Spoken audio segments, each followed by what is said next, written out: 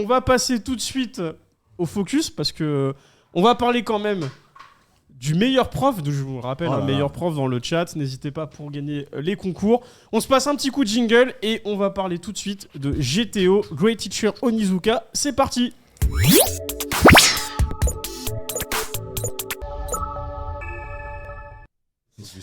Messieurs, GTO, l'une des premières œuvres de chez Pika, 2001, si je dis pas de bêtises.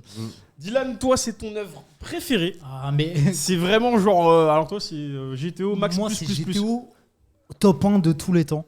Et j'irais même GTO Verse. Le GTO Verse. Ah, le GTO Verse, moi je suis ultra fan. Tout l'univers de je crois Toru que c'est Fujisawa. ouais, c'est pas tout l'univers parce que t'en as chez Toru Fujisawa. Ouais, il y a des trucs qui sont plus édités parce qui sont un peu différents, ouais. Mais moi je sais que c'est pas le premier manga que j'ai découvert. Le premier manga que j'ai découvert c'était Dragon Ball, mais GTO, c'est le manga qui m'a fait aimer le manga. Okay. Je l'ai découvert avec l'anime en 2004, tu vois. Et quand j'ai commencé à lire, c'est incroyable, c'est ultra touchant. Je vais en parler plus après, mais. Et toi, Elia? Moi j'ai découvert ça il y a longtemps. Je suis tombé sur des. En vrai, c'était, je pense, au tout début que je commençais à lire les mangas, parce que moi, je suis pas un regardeur d'animé. Ouais. Je suis vraiment un lecteur de mangas. Et j'ai acheté des mangas en occasion parce que j'avais pas d'argent. Je pense comme beaucoup de gens qui achètent des petits mangas en occasion. Et je suis tombé sur ce manga. Je dis bon, on va essayer, on va voir ce que c'est. Et ça m'a happé, en fait. Je crois que tous les enfants qui ont lu ce manga-là en étant enfants voulaient avoir cet être humain en prof. Ouais, aucune personne qui disait bon non lui il a moi pas. Moi, je dirais même plus. Je voulais l'avoir en prof, mais même dans ma vie, en grandissant, il y a plein de fois, je me suis dit. Qu'est-ce qu'Onizuka aurait fait dans cette situation, tu vois? En mode, j'essaie de réfléchir comme lui. Genre, quand ça allait pas, je me repensais à quand il parlait à Urumi Kanzaki, tu vois, j'avais ses paroles en tête. Même quand j'étais au Japon, j'étais en train de matrixer, je parlais à tous les Japonais d'Onizuka, tu vois. Et est-ce qu'il était connu, Onizuka? Ils le connaissaient, mais ils étaient choqués que je connaisse, que pour eux, c'était un ancien truc, tu vois.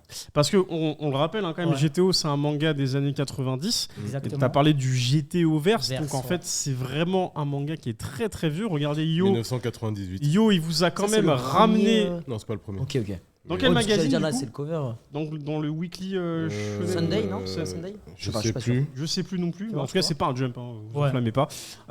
Mais en tout cas, effectivement, c'est une œuvre qui est.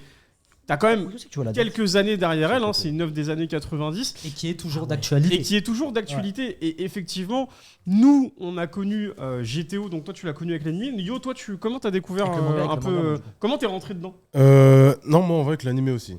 C'était sur Canal. Sur Canal+, l'époque Samurai Champloo, GTO. Sur la case. J'ai connu comme ça, et après je suis parti à Gibert, dans mes souvenirs, et j'ai acheté les tomes. C'était 3 € à l'époque. À l'ancienne. Oui, c'est vrai. En occasion. Ce fut un temps.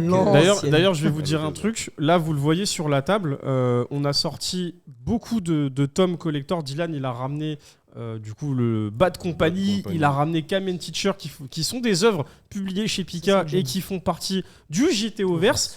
Vous le voyez, il y a aussi le Young GTO. Shonan Jonaigumi. Exactement, parce qu'en fait, Shonan Jonaigumi, c'est le titre original du coup de Young GTO. Donc là, on vous a ramené l'ancienne édition.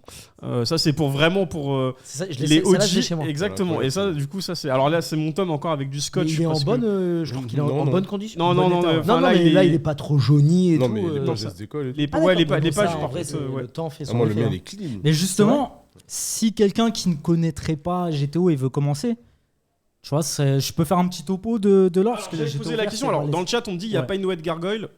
Si les gars, on n'est pas des amateurs. Hein, on a tout ramené, vous en faites pas. Ah, t'as ramené la cover la plus soft. On va, ouais, de fou. J'ai regardé les 5, j'ai fait, on va prendre le 1. non, clairement. En tout cas, on va revenir un petit peu sur l'univers de GTO parce que ça a été écrit par un grand monsieur qui s'appelle Toru Fujisawa. Est-ce que tu veux nous en dire un peu plus, Dylan? Ouais, carrément. Alors, parmi toutes les œuvres de Toru Fujisawa, celles qui font partie du GTO Verse, comme tu l'as dit, on a Bad Company. Donc chronologiquement, c'est pas la première qui est sortie, mais c'est la première à se passer dans cet univers. Ça va raconter l'histoire de la rencontre de Onizuka et Ryuji Danma à l'époque collège. Donc au début, tu vois, ils s'entendaient pas forcément. Et c'était pas l'Onibaku Kombi qu'on connaît aujourd'hui. C'était vraiment leur rencontre, les tout débuts. C'est le choc de deux titans. On n'a qu'un seul tome, c'est super facile à lire, c'est super cool. Et on voit les prémices de l'Onibaku Kombi. Justement, en parlant d'Onibaku Kombi, on a Young GTO. Donc ça va être un titre qui va être très furieux. On va voir Onizuka, sa période lycée, les embrouilles d'Onizuka quand il était encore élève.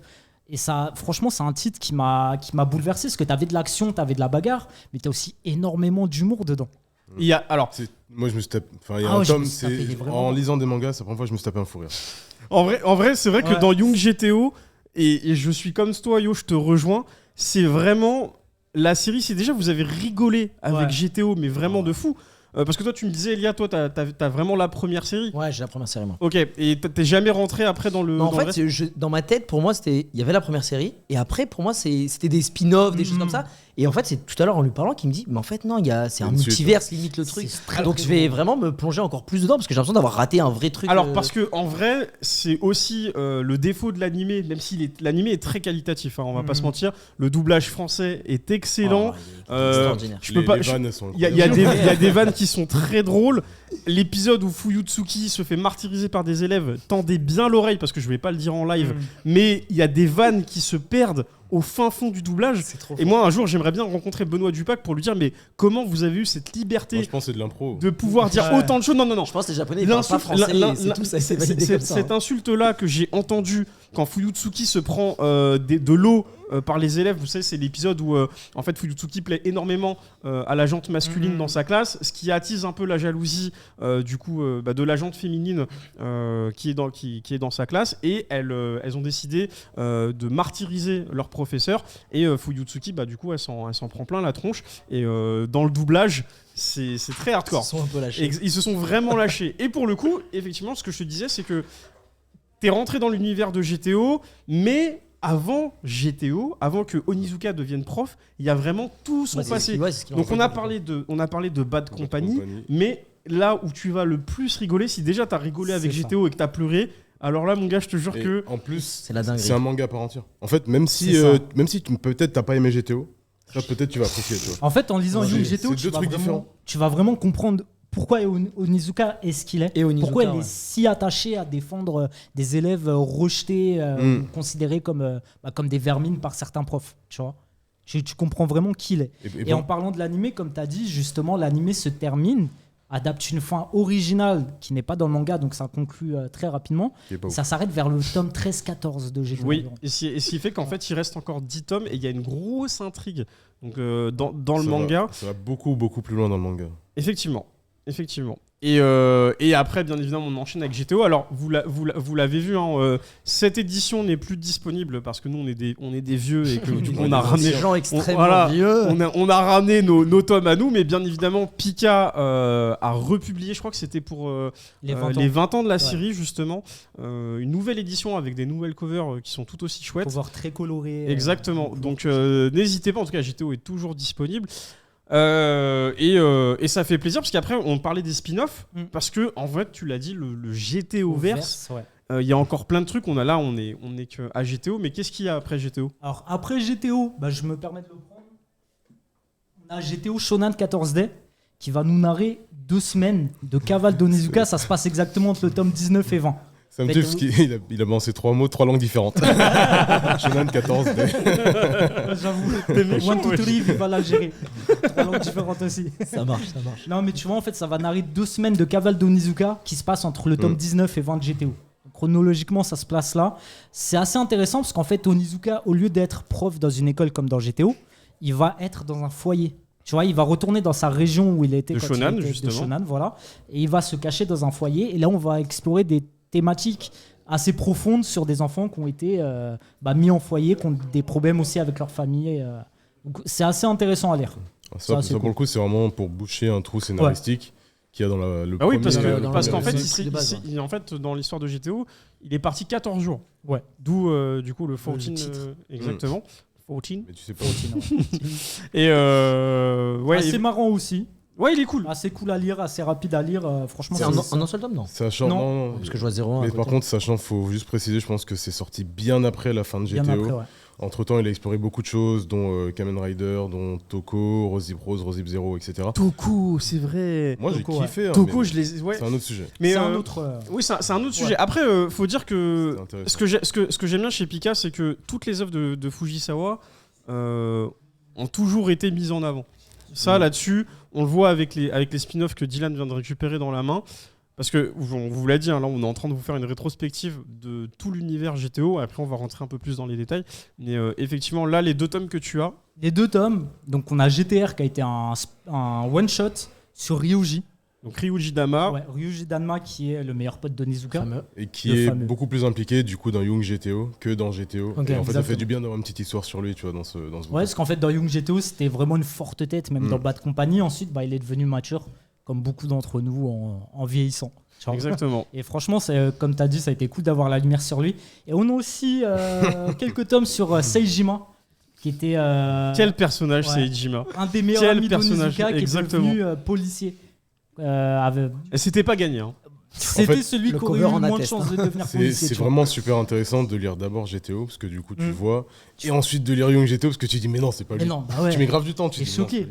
Parce qu'en fait, quand tu vois comment ils étaient en étant gosses et comment ils ont évolué, t'aurais pas pu parier une pièce sur Onizuka prof, Seijima policier, tu vois. C'est ça qui est intéressant. En fait, c'est vrai que leur choix de carrière est vraiment à des années-lumière de la vie. Ryuji, oui. Ryuji, ça.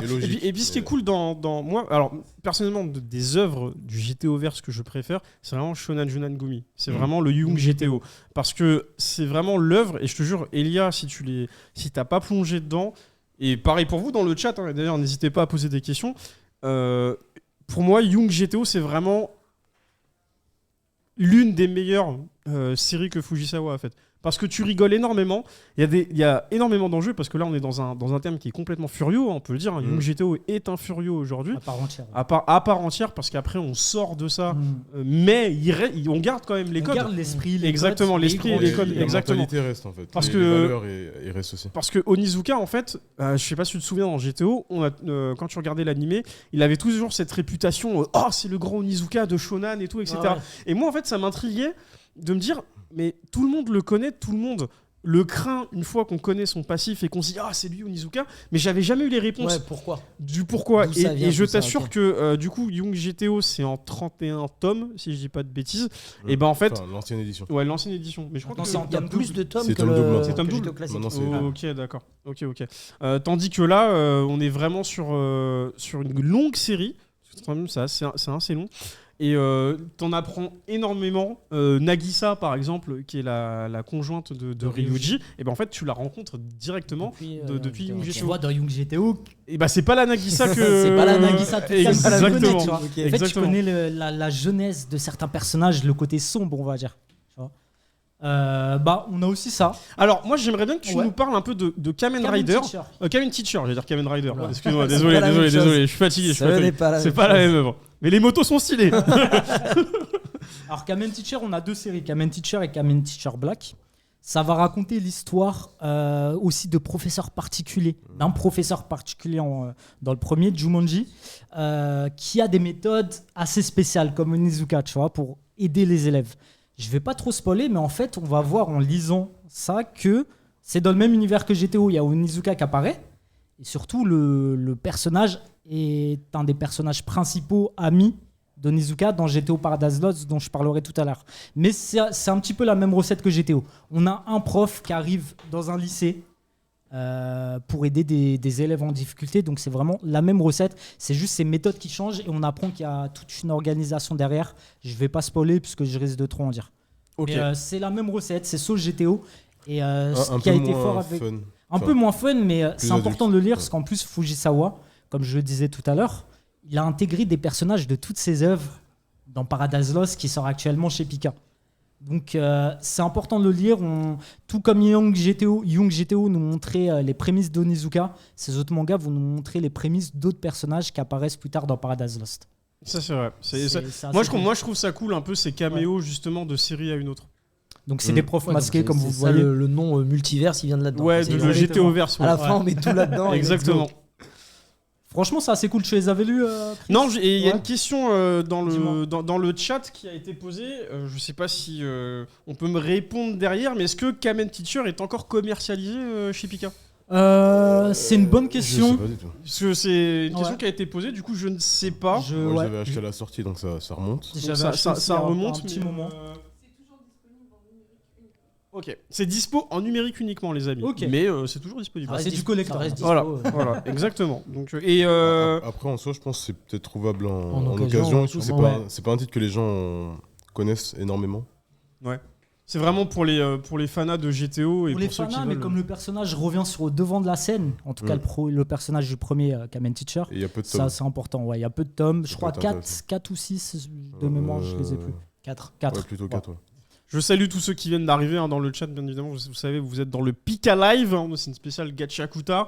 On a pas mal avancé dans le live et on parle de GTO. Donc installez-vous si jamais vous venez de nous rejoindre.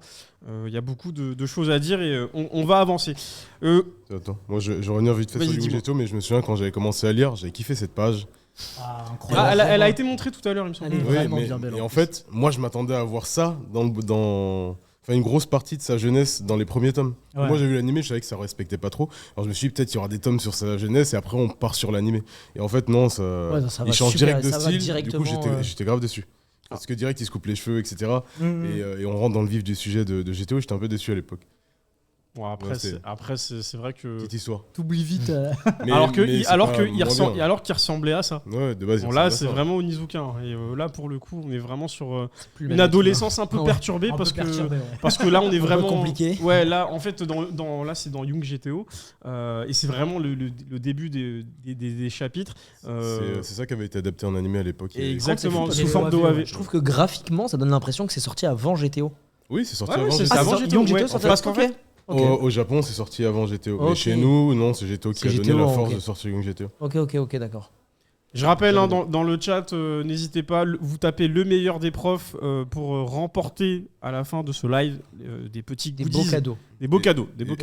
Et justement, je trouve que ce qui fait la force de GTO et Young GTO, c'est que tu peux y lire dans les deux sens, l'un avant l'autre. Et en fait, dans tous les cas, tu vas kiffer.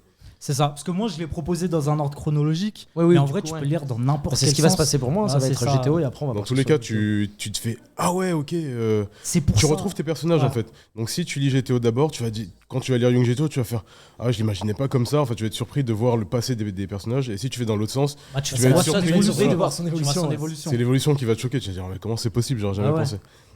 D'ailleurs, avant de passer au dernier du GTO Verse de chez Pika. Il y a une petite mention spéciale pour Shonen 7 qui est édité chez un autre éditeur, chez Kurokawa, mais qui se passe justement dans la région où Onizuka était dans Young GTO. En mode, maintenant il n'y a plus de boss pour contrôler la zone et les lycées organisent à chaque fois ce qu'on appelle les Shonen 7, c'est des tournois entre lycées et notamment on va suivre un personnage qui est dans le lycée où Onizuka était. Tu vois. D'accord. Ça doit élire les 7 meilleurs combattants de chaque lycée qui vont affronter les autres lycées. Okay, donc là, c'est aussi dans le GTO Verse, on revoit Junya Akutsu, tu vois, c'est qui avait le bandeau. Ouais, je me souviens. C'est une dinguerie. Et justement, actuellement chez Pika, on a GTO Paradise Lost. Donc c'est l'année immédiate, l'année suivante de GTO, c'est la suite directe. Okay. Et Onizuka, maintenant, au lieu d'être prof d'une classe normale, entre guillemets, va être prof d'une classe de starlet japonaise. Tu vois. Donc en fait, on va garder la même recette, sauf que ça va explorer. C'est déjà très drôle, ça part, c'est juste le pitch. Bah oui, c'est déjà drôle. Il part pour s'occuper de stars de J-pop. Exactement, qui n'ont pas forcément les profs que toi t'aurais en termes classiques, et lui il va un peu mettre un coup de pied dans la fourmilière parce que en fait. C'est exactement les mêmes propos. C'est un endroit à problème, c'est un milieu à problème en fait. Ouais. Ça va explorer tous les côtés sombres de ce milieu. Mais je trouve l'histoire assez intéressante dans le déroulé de la carrière de Fujisawa, c'est que quand il a fini GTO, tout le monde demandait une suite. Ouais. Il a pas voulu, il a voulu faire autre chose, explorer d'autres pistes. Et au final, quand il est revenu, c'est pour aborder un sujet, disons, plus moderne, plus d'actualité, et du coup, il aborde des problèmes de maintenant en fait. Ouais. Alors que s'il avait fait une suite à l'époque, il n'y aurait pas eu ça. Ça n'aurait pas été ça, ça aurait vraiment été dans la même veine peut-être du prof, un prof lambda, tu vois, et là il aborde vraiment en fait, il a réussi à adapter, tu vois, ça a aidé beaucoup. Tu pouvais t'identifier à des élèves qui ont des problèmes avec la famille, des élèves qui se font harceler, tout ça, et là c'est quelque chose de moderne. Même si ça se passe 1 an après, tu vois, les personnages qui ont des iPhones, tout ça, c'est devenu plus moderne, tu vois. Et c'est vrai qu'il a bien intégré ça. Il s'est adapté à la société. Il a réussi à faire une belle adaptation. Ça parle de sectes, il y a même des problématiques de profs qui sont intégrés. Tu vois. Et là, on a combien de tomes qui sont déjà sortis ? Alors là, on a 18 tomes et le tome 19 sort au mois de juillet. Ouais. Voilà. Okay. Donc c'est toujours en cours au Japon, il me semble. Je sais pas jusqu'où il va aller, parce que du coup, on s'approche du nombre de tomes qu'avait GTO. Est-ce que ça va dépasser? Je sais pas. Faut savoir aussi que la narration de GTO Paradise Lost est assez particulière et très kiffante. On a un petit côté How I Met Your Mother. Tu vois, en fait, on découvre, c'est pas un spoil, c'est dès le premier tome, on découvre Onizuka en prison. Ouais, c'est ce que j'ai vu en ouvrant. Ça se passe quelques mois après le début. Et il raconte son histoire au prisonnier. Ah, mais je vais vous raconter comment je suis arrivé là. En fait, mon année, elle a commencé comme ça. Tu vois, donc en fait, t'as une narration qui est coupée entre partie scolaire en tant que prof et partie en prison. Et je te jure, ça met un mood incroyable. C'est fou. Et t'as beaucoup d'apparitions, que ce soit des personnages de Shonan 14D, de Young GTO, de Kamen Teacher, même d'Animal Joe et Reanimal Joe qui sont dans le GTO Verse mais qui n'ont pas encore été adaptés en France. Donc c'est un pur kiff. Si vous êtes fan d'Onizuka.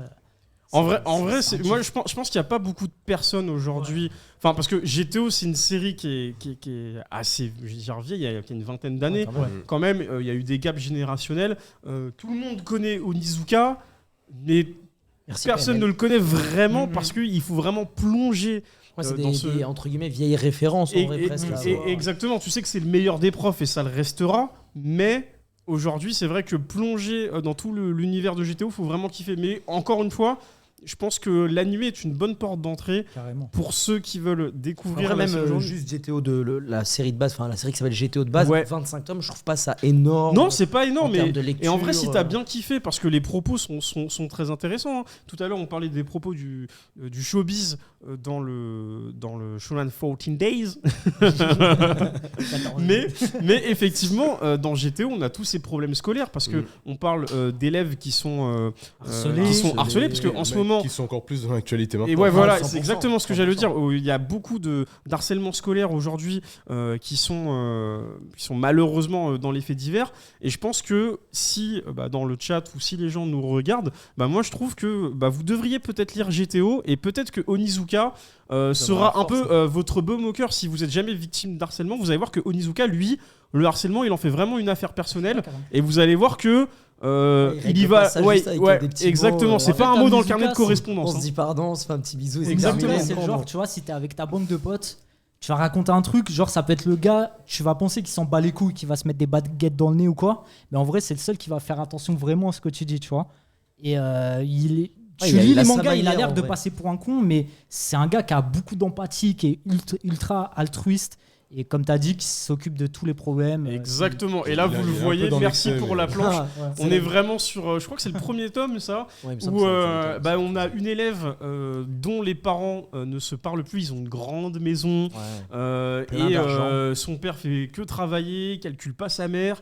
Et en fait, elle est très triste. Et en fait, Onizuka, il comprend pas. Et en gros, il va à la manière forte. Alors... Bien évidemment, s'introduire chez les gens avec une massue, on vous le conseille pas. Mais ce mur en fait qui sépare la pièce entre ses parents, il vient et il défonce tout.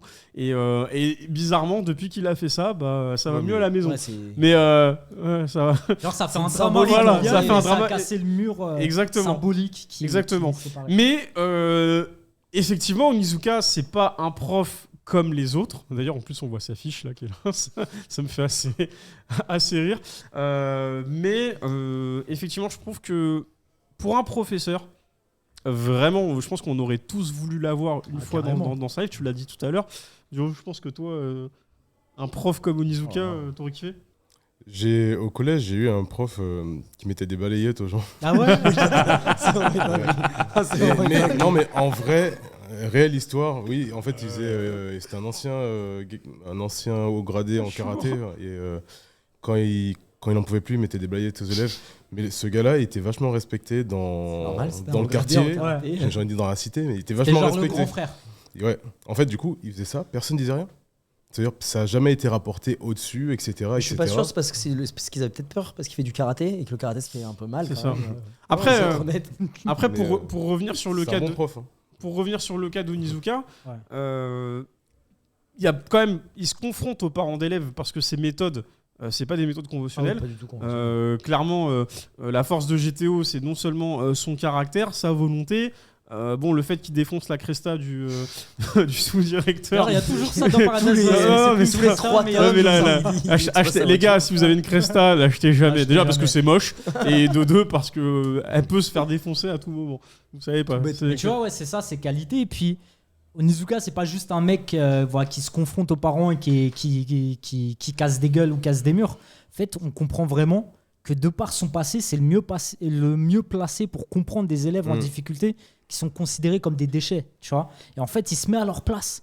Et c'est comme ça qu'il arrive à essayer de casser les codes un petit peu de cette société, surtout au Japon, qui met les gens dans des cases tout de suite, tu vois, et qui peut-être les pousse vers une porte de sortie. Il leur dit non, vous êtes là, moi je suis là avec vous. Pas de seconde chance, quoi. Et lui, à vous intégrer comme vous êtes. C'est ces mots-là dans GTO, que ce soit dans GTO ou dans Young GTO, c'est ces mots-là, ces termes de déchets, de parasites, qui reviennent souvent et qui sont très importants.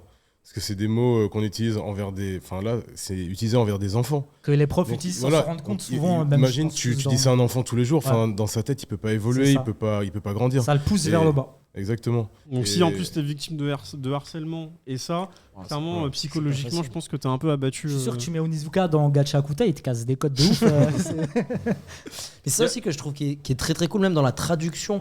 Je sais pas ce que ça donne sur le matériel de base, mais je trouve que sur la traduction qu'on a de GTO en français sur le papier, je trouve que c'est super bien fonctionné. Et même encore maintenant, en vrai, je trouve que ça se lit, ça va pas vieilli. Non, ça donne pas l'impression les termes sont vieux ou quoi. Je trouve que c'est super bien fait. Je suis d'accord avec toi. La traduction est vraiment excellente. C'est encore très récent et c'est encore très ancré chez nous. Encore une fois, je vous le dis, GTO, ça date quand même de 2001. Première publication Shipika, et c'est encore là et c'est toujours d'actu parce que ça se lit facilement. Même dans Paradise Lost, tu vois des fois des cases, il y a marqué c'est un bolos ou tu vois. Ça adapte à l'époque en fait. Non mais ça fonctionne trop bien. Non, c'est le cas. Il y a Oradline qui nous dit dans le chat, moi j'avais une prof d'anglais qui nous appelait ses suricates et elle nous faisait des imitations pendant les cours. Sur un autre délire de prof. Ouais, c'est vraiment un autre délire de prof. Ouais. Si vous avez des anecdotes comme ça dans le chat, n'hésitez pas, je vous les lis, comme ça on rigole un peu. Mais j'ai une question à vous poser. Aujourd'hui GTO, c'est là, qu'est-ce qui fait la force de ce manga et qu'est-ce qui fait qu'il tient autant? Parce qu'une longévité comme ça, Toru Fujisawa, je pense qu'il est resté dans... Alors, il a dérivé, il a fait d'autres œuvres avec Rosie Hope non, mais il a dérivé, enfin, il a fait d'autres œuvres qui ne sont pas dans le thème, on va dire, dans le thème scolaire, tu vois, de l'école, parce qu'après, il a fait Toko et d'autres œuvres. Mais qu'est-ce qui fait qu'aujourd'hui, GTO tient dans le temps comme ça? Comme on disait déjà, vis-à-vis de ses suites, il a su s'adapter et aborder des sujets plus modernes. Et même les sujets qu'il abordait à l'époque, donc il y a 20 ans, ils sont encore d'actualité maintenant. Donc si on parle de harcèlement scolaire, en effet, c'est très d'actualité. Si on parle de comment il s'appelait déjà? Tomoko. Ouais. Tomoko qui se retrouve mêlé à des histoires un peu louches, etc. C'est des trucs qui arrivent encore au Japon aujourd'hui. Donc en fait, ces sujets sont intemporels, ça marche encore aujourd'hui, ça marchera encore dans 10 ans. C'est intemporel et puis chacun peut s'identifier à une situation. Exactement. Chacun peut se dire...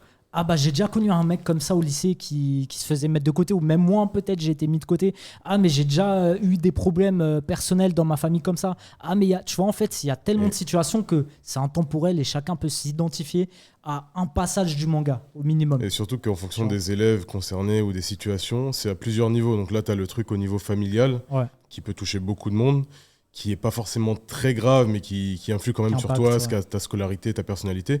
Et ça va aller jusqu'à très loin. Sur la fin de GTO, on a des...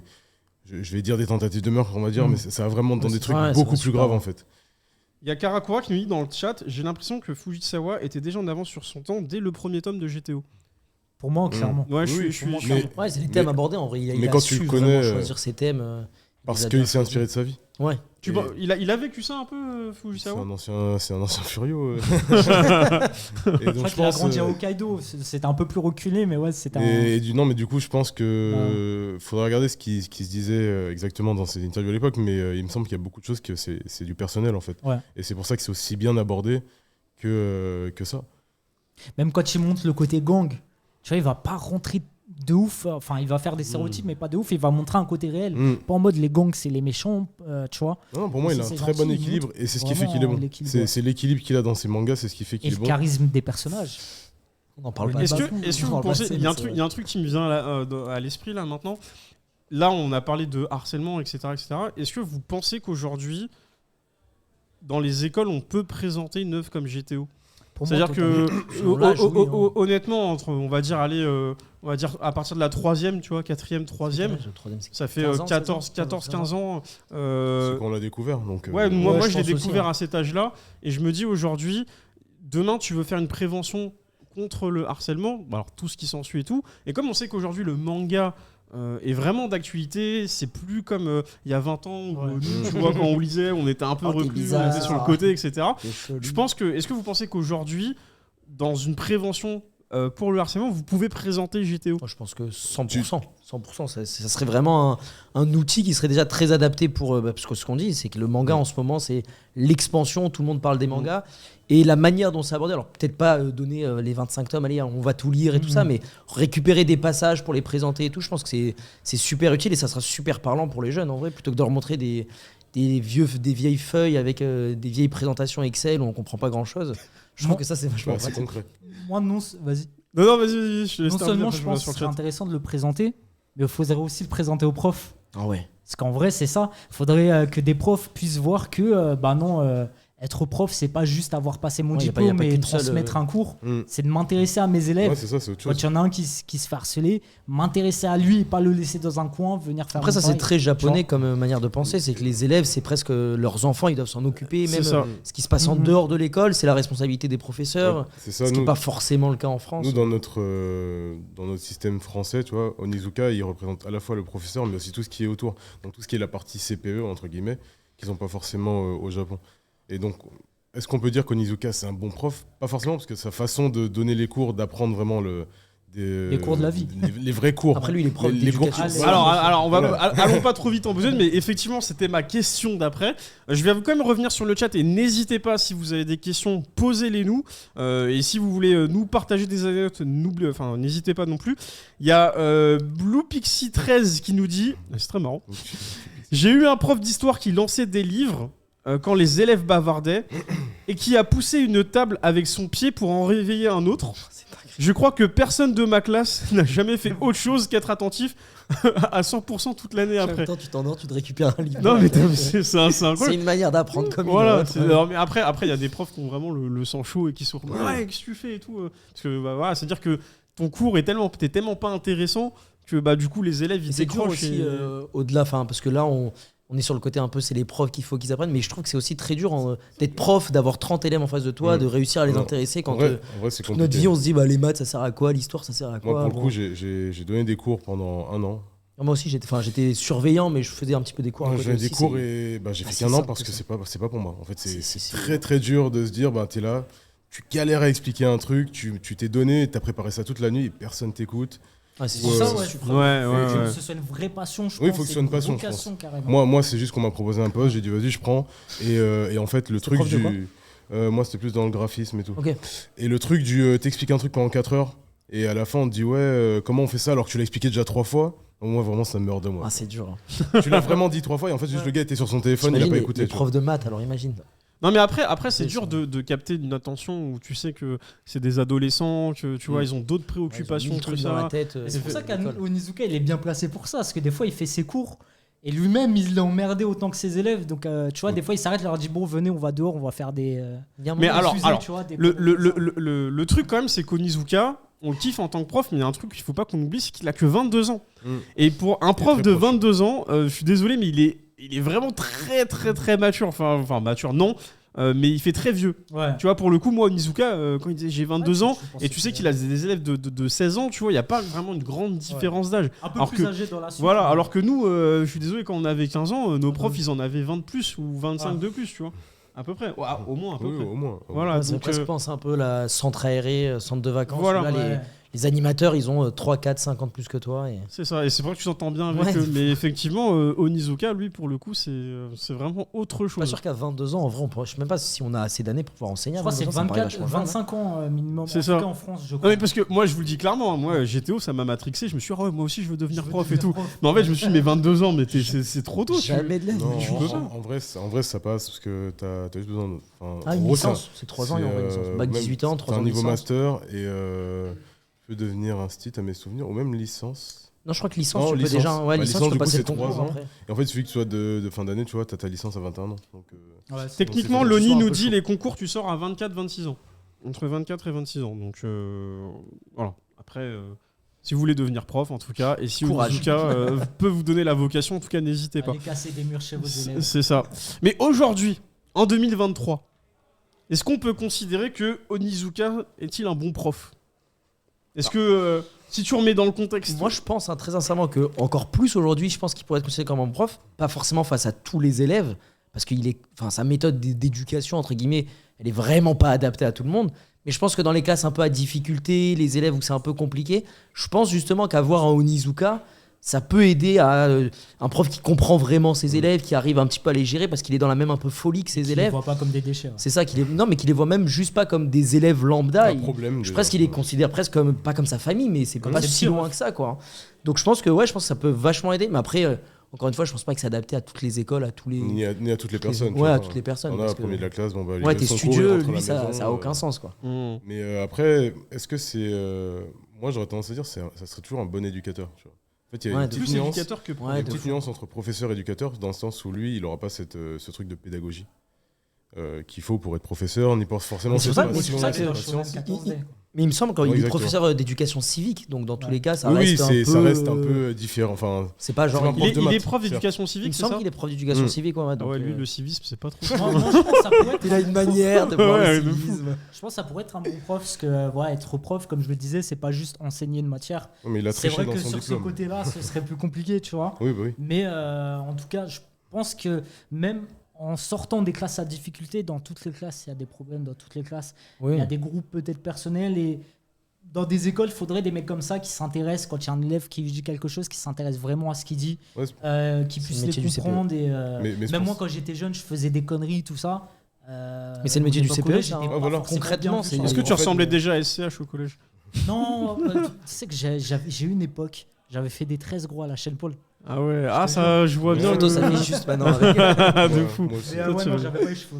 C'est assez récent. Mais justement, dans notre système, ça serait plus le rôle du CPE. Donc lui, pour le coup, il est vraiment entre les deux parce qu'il a le statut de prof, mais il gère les problèmes. Voilà, il gère les problèmes comme si c'était un CPE. Mais des élèves, je pense, auraient plus de facilité à se confier à un prof qui voit tous les jours qu'un CPE qui est dans son bureau. Au final, pas forcément, parce que les CPE, après, c'est pour commencer dans les écoles. Souvent l'âge, CPE, c'est souvent quelqu'un qui est un peu âgé, mais qui a quelqu'un qui est un peu plus jeune, et ça dépend de l'implication. Ah ouais. De quoi, tes CPE ? Les CPE, c'est la quarantaine, là. Moi, je les ai connus très jeunes. Ça dépend. Tu peux en avoir des très jeunes. Ça dépend de son implication, mais là, c'est quelqu'un qui est sur le terrain tous les jours avec eux. Tu vois, justement, moi, j'étais dans des établissements à problème à l'époque, on était passé sur TF1 et tout.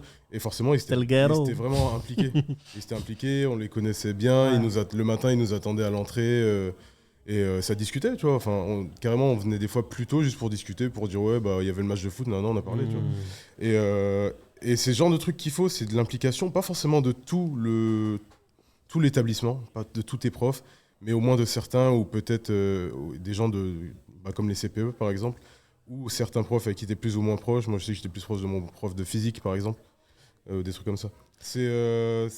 Disons qu'il a des bonnes techniques, mais ça s'applique à différentes personnes, c'est pas tout le monde.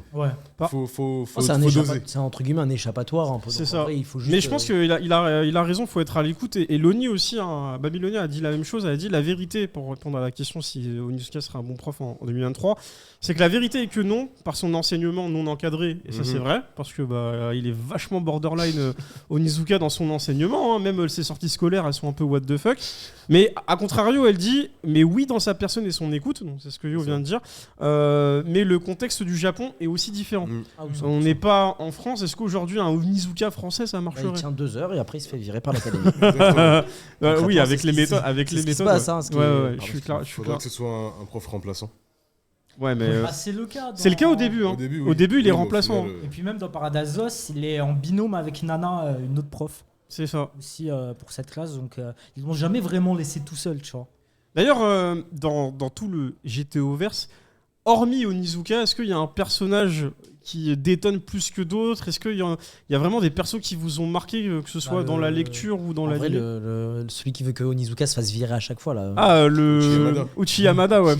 Le sous-directeur. Le sous-directeur. Ouais, il est débarre. Le personnage est hilarant en vrai. Moi il me fait trop. J'ai bien aimé. Je me souviens quand j'avais regardé un peu l'animé, le moment où Onizuka donne des cours particuliers à sa fille. Ah non mais vraiment. En plus, le chien aussi s'appelle. Ouais, le chien s'appelle Onizuka et puis t'as Uchi Yamada, il est comme ça, il en peut plus, les couteaux portes et tout. Et d'un coup, en plus Benoît Dupac, je me souviens. Alors moi c'est vraiment pour l'animé, mais c'est aussi dans le manga ce passage-là où t'as Onizuka, il fait tu vois ça c'est un kiki et tout. Tu vois et du coup direct boum il ouvre la porte et il voit qu'ils sont en train de jouer avec le chien, tu vois. Et bref ça m'a fait casser une barre de ouf. Mais non très très fort. Mais ouais j'avoue Uchi Yamada bon point. Vous en avez d'autres? Moi il y a deux personnages qui m'ont marqué, hormis Onizuka. Il y a Ryuji. Ouais. Parce que aussi je pense c'est un personnage auquel on peut s'identifier. Moi je kiffe Onizuka mais je me suis plus identifié à Ryuji parce que plus jeune j'étais assez nerveux et en grandissant je me suis assagi un peu comme lui. Et un autre personnage qui m'a touché c'est Kamata. C'était le binôme de Saejima. Oui, le blond, ouais, voilà. Exactement. Et lui, il a disparu un petit peu avant la fin de Young GTO. Et son histoire a été ultra touchante, ultra impactante. Il est parti aux États-Unis d'ailleurs avec. Si je me rappelle bien, c'est ça? Ouais. Il était parti aux États-Unis. Je trouvais que c'était un personnage très travaillé. J'aurais kiffé le revoir dans la suite. C'est un des seuls qu'on ne revoit pas d'ailleurs parmi tout le groupe. Peut-être une apparition. Peut-être, ouais. Qui sait. Je fais une parenthèse, n'oubliez pas dans le chat le meilleur des profs parce qu'après on vous fait gagner beaucoup de choses. Donc n'hésitez pas, il y a 5 gagnants. Donc let's go, spammer. 5 gagnants. Toi Yo, t'as un perso? Bah, moi pareil, c'est Ryuji qui m'avait bien marqué à l'époque, dans Young GTO surtout. Ouais. Ok. Bah, moi c'est Kanzaki, moi. Urumi, ouais. C'est mon personnage féminin préféré. C'est vraiment. C'était ma deuxième idée, ouais. Ouais, vraiment, moi, Kanzaki, c'est. En fait, quand elle est arrivée, je trouvais qu'il y a eu un second souffle dans GTO. Le chapitre où elle apparaît, là, j'ai envie de dire l'arc, non, mais le moment où elle apparaît dans le manga, il est incroyable. Je t'avais montré, j'ai encadré une double page. Tu sais, c'est la page où Onizuka il se baisse pour ramasser une pièce, et sans faire exprès, il la pousse du toit. Ouais, bah oui, qui tombe. Je l'ai encadré chez moi et tout. C'est incroyable. Non. Urumi, d'ailleurs, tu sais qu'elle réapparaît dans Paradise Hein. Ah, je suis pas à jour dans Paradise Lost parce que je crois que je dois avoir une dizaine de tomes de retard. Elle réapparaît souvent. Et elle réapparaît? Je te spoil pas, mais par exemple, dernier tome, elle réapparaît et il y a marqué Timo Onizuka sur la page. Ok, d'accord. Oui, dans GTO, limite, c'est son binôme en fait. Ouais, c'est sa Robin et lui, c'est Batman. C'est ça. Au détriment des autres persos parce que du coup, il a une sacrée classe quand même. Mais je pense que c'est aujourd'hui encore l'une des meilleures séries. Moi j'ai commencé avec GTO. Moi mes premiers mangas c'était Dragon Ball, Hunter, Slam Dunk, GTO. Donc vraiment pour le coup de la bombe atomique. Ouais non vraiment parce que allez alors je me il y avait pas beaucoup de trucs très très nuls. Dans le chat on me dit Kanzaki aussi. Donc je vois c'est comme vrai quoi Kanzaki au final quand j'y repense je mets Kanzaki première aussi devant. Mais à l'époque quand c'est sorti personnellement moi j'allais que chez 3 éditeurs c'était Kana, Glénat, Pika tu vois. Donc et c'était vraiment parce que je trouvais que les séries se démarquaient et perso GTO c'était bien avant l'animé quand même donc on me les avait passés comme ça, j'avais que je crois les 2 premiers tomes et après je suis revenu dessus juste après l'animé. Donc encore aujourd'hui je trouve que ça fait le taf. Ça fait le taf carrément. Ça fait vraiment le taf. Même je trouve que c'est cool d'un petit peu oublier. Parce que moi, il y avait des petits trucs que j'avais oubliés. Et du coup, vu qu'il y avait le live, je dis, je vais me relire un petit peu comme ça. Je me suis remis dedans. Et il y avait plein de trucs et ça revient comme ça. Et c'est vraiment une trop bonne lecture en fait. C'est vraiment que du bonheur. C'est vraiment ça. C'est trop. C'est des bons souvenirs. C'est une bonne ambiance. Il y a un vrai truc dans la lecture. Moi, je repense à ça me met le sourire. Je t'ai dit, des fois, je me disais en grandissant, Onizuka, qu'est-ce qu'il aurait fait dans cette situation? J'étais tellement matrixé que quand je suis allé au Japon, passé plusieurs mois au Japon, quand je lisais GTO, je notais un endroit. Je me disais, mais cet endroit, il faut que je visite. Et il y a des endroits où je suis allé par rapport à GTO, tu vois. Je me suis dit, putain, aller là-bas, il faut que je visite cette ville, il faut que j'aille dans cet endroit. Il y a juste Hokkaido que j'ai pas pu faire qu'on voit dans Paradise, mais moi, ça m'a matrixé cette. En vrai, c'est marrant, mais même moi, sans avoir fait le rapprochement de façon volontaire, quand j'étais au Japon, je me disais, ça j'ai entendu dans GTO. Ça je reconnais. Parce qu'ils utilisent vraiment des vrais endroits et les noms ils apparaissent beaucoup. Donc tu entends beaucoup de quartiers. Des détails. Tu sens que c'est des endroits qu'il a connus. C'est ça en fait. Tu sens qu'il a vécu là. C'est vraiment une visite du Japon par Fujisawa au final. Exactement. Je pense que même de toutes les œuvres, on va dire réaliste, je pense qu'il y a que GTO qui t'emmène un peu partout, qui te fait voyager, tu vois. Il y avait un peu slam dunk, mais vraiment vite fait. Mais honnêtement, GTO, ça t'emmène partout. Ça t'emmène partout. Par exemple, comme je t'ai dit, il est originaire d'Hokkaido. À un moment, tome 7 ou 8 de Paradazos, il te note réserve naturelle, tel endroit, Hokkaido, tout ça, des vrais endroits. Je suis allé checker, c'est magnifique. Ça m'a fait découvrir des endroits, tu vois. Donc du coup, t'as découvert des endroits grâce à ça, ouais. C'est fou. C'est dingue, ça. C'est fou. Et ça ressemble ou pas ? Ouais. Donc ça veut dire que tu sens qu'il a ça à cœur. Même des années plus tard, ça veut dire qu'en fait c'est toujours là et tu sens que Fujisawa du coup il veut partager. Ouais, mais tu sens qu'il est impliqué quand même. C'est comment il a fait. C'est Dylan, il a pris GTO comme map. Il y a Google Maps et il y a GTO Map. Et en plus, Loni, elle a raison. Elle a dit en fait, ça a marqué toute une génération. En fait, Onizuka aujourd'hui, c'est une icône de la pop culture. C'est le grand frère de aujourd'hui, PNL, c'est ça. Ouais, exactement. PNL, Onizuka, ouais, exactement. Ça a vraiment marqué. Un peu de rap, ils l'ont entendu 600 000 fois. Le Onizuka, il sort tout le temps. C'est des rêves qui sortent vraiment tout le temps. Clairement. Non, mais il y a des gens, des fois, tu leur dis Onizuka, des gens qui n'ont pas connu. Ils connaissent, ils te disent PNL. Exactement. Pika qui nous dit GTO 22 ans. Ça fait 22 ans que ça accompagne Pika. Donc 22 heures. 22 ans, célibataire. Heureux comme l'air. Exactement. Non, j'avoue, c'est très fort. En tout cas, merci les gars. Vraiment, j'ai vraiment kiffé parler de GTO avec vous. C'était moi. Non, c'était. Ah, mais toi, quand t'as dit qu'on allait parler du sujet, vraiment, pour le coup, t'étais. En vrai, le sujet est très complet.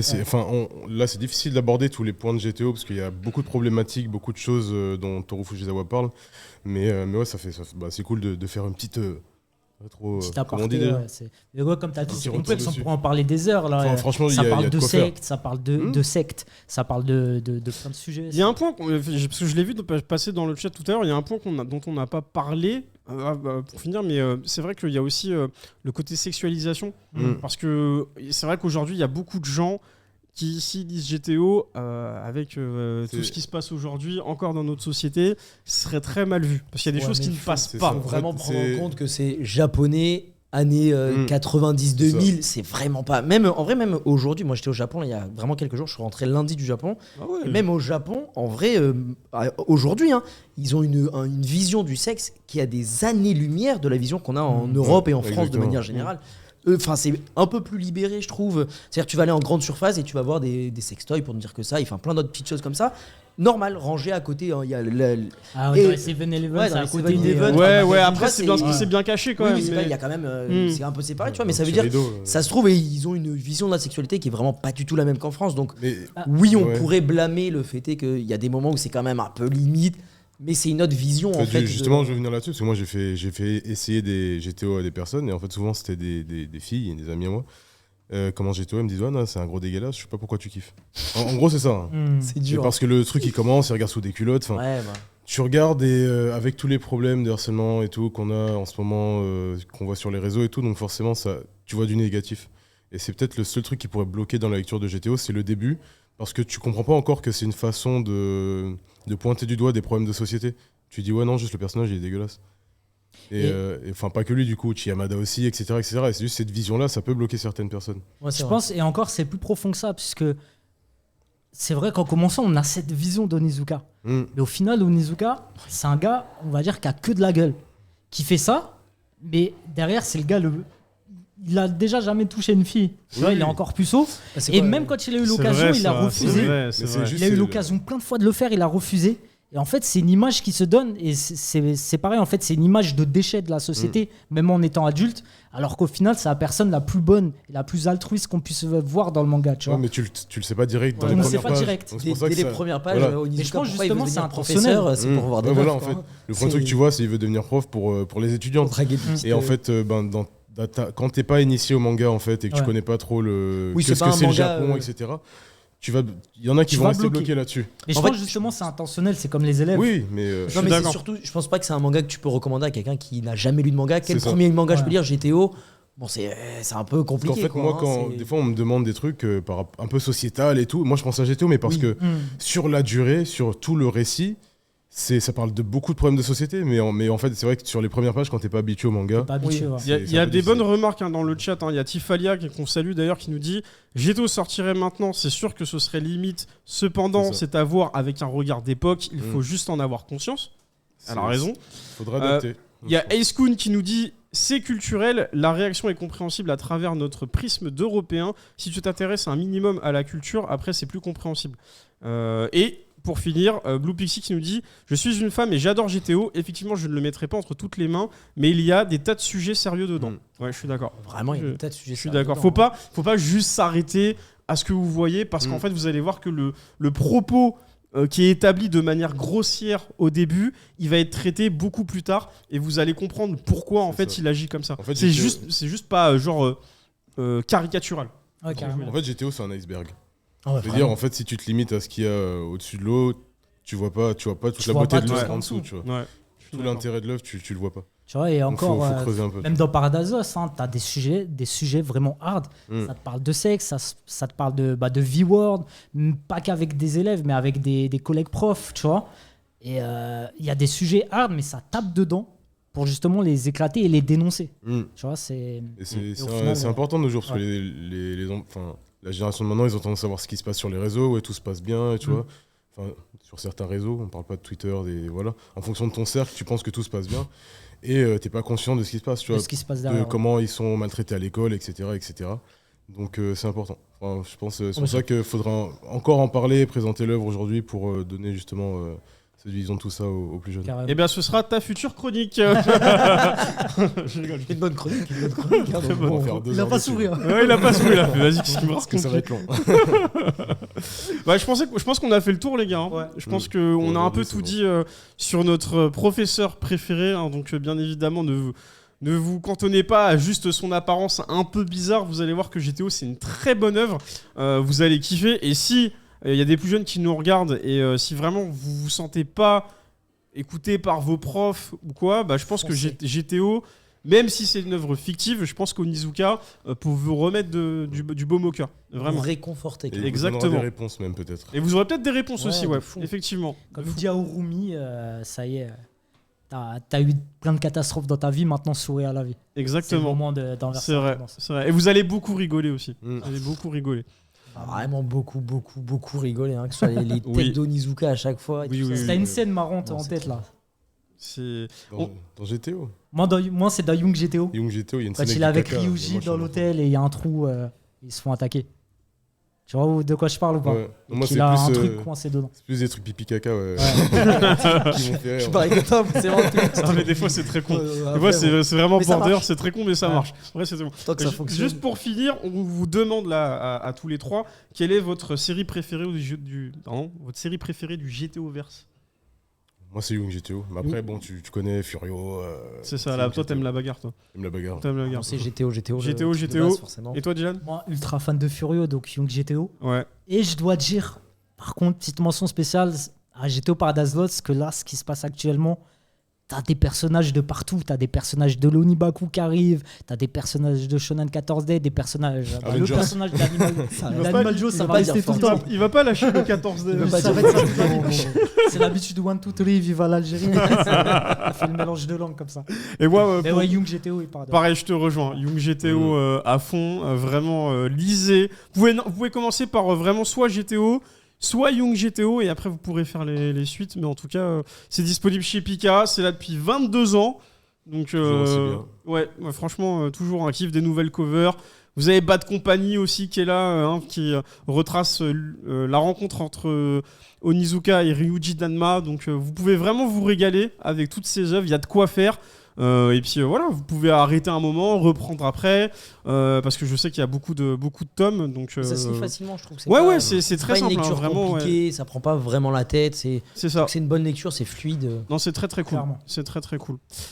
Messieurs, en tout cas, merci beaucoup. Merci à toi, Chris. Non, merci à Pika, merci à Pika, à toute l'équipe, parce que c'était vraiment un très bon live. Donc, je vous le rappelle, Gachakuta qui est sorti depuis 2 jours.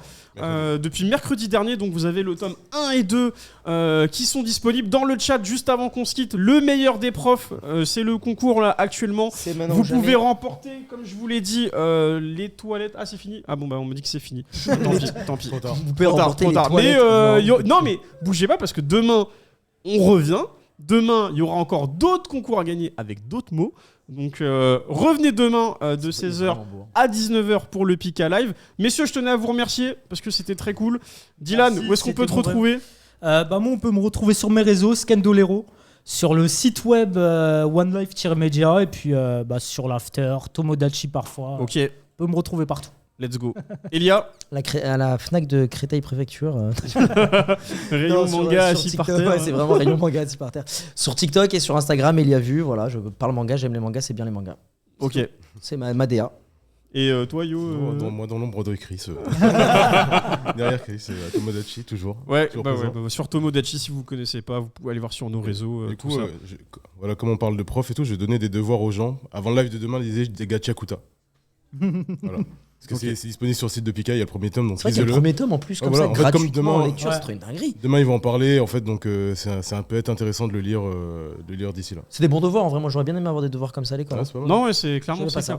En tout cas, lisez Gachakuta parce que ça vient de sortir. Demain, on se retrouve. Allez, là, la caméra, pardon. Demain, je suis fatigué. Demain, on se retrouve. Il y aura Blacko qui sera avec nous. On va parler de Blue Lock. Il y aura Ringo aussi du Neketsu Show qui sera là. J'ai oublié personne ? Et Alan aussi de Tomodachi qui sera là, qui va bien nous parler de Gachakuta, vous en faites pas, il va bien nous parler